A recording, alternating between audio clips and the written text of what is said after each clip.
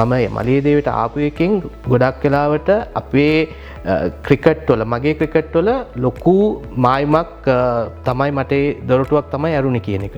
මේ තමයි ක්‍රිකට් වලින් එහෙම නැත්නම් ක්‍රිකට් වලින් වමතින් ලෝව හොල්ලපු අපේ තරුව රංගන Herath 12 boxing day test match එකක් ගැහුවා MCG එකේ 70000කට වගේ ප්‍රමාණයක් හිටිය පළවෙනි දවසේ.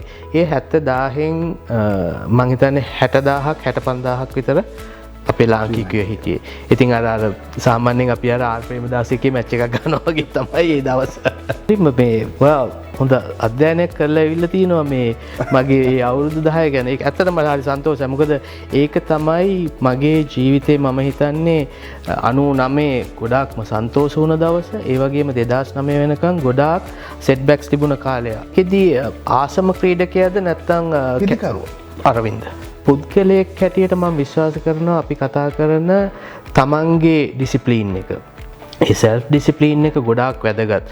ඒකෙදී තමන් කන බොන විදිහ, තමන් අඳින පළඳින විදිහ, දේවල් කරන විදිහ, ප්‍රැක්ටිස් එකට යන විදිහ, ප්‍රැක්ටිස් එකේ මොනවද කරන්නේ, ඊට අමතරව ප්‍රැක්ටිස් එක ඉවරුනහම ඔයාගේ කොහොමද වෙලාව කළමනාකරණය කරන්නේ, අන්න ඒ වගේ ගොඩාක් දේවල් ඉගෙන ගත්තා විශේෂයෙන් ක්‍රීඩාවේදී. ඉතින් ඒත් එක්කම ඉස්කෝලේනුත් ඒකට සපෝට් එක හම්බුණා. මම ගොඩාක් විශ්වාස කරන දෙයක් තමයි තමන්ගේ සෙල්ෆ් ඩිසිප්ලින් එක තියෙනවා නම් ඒක කන්ට්‍රෝල් කරන්න පුළුවන් නම් ඇත්තටම අපිට ගොඩාක් දේවල් අචීව් කරන්න පුළුවන් අවස්ථාව තියෙනවා කියන එක.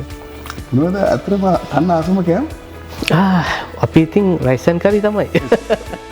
මේ ඔස්ට්‍රේලියාවටවත් වෙනස්ලා නෑ කිසි වෙනසක් නෑ. දැනුත් මේ බිරිඳගේ අම්මයි අප්පච්චි දෙන්නම ඇවිල්ලා ඉන්නවා. ඉතින් රයිස් ඇන්ඩ් කරි කන්න අදටත් කැමති ඒ විදිහටම.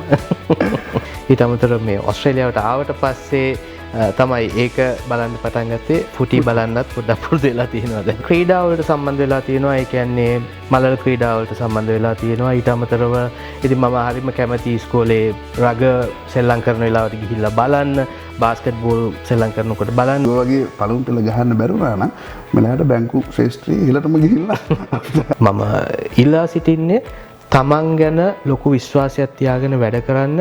ඒ විශ්වාසය තියාගෙන වැඩ කෙරුවාම ගොඩක් වෙලාවට තමන්ට සාර්ථක වෙන්න හම්බෙන අවස්ථාවන් වැඩි කියන එක.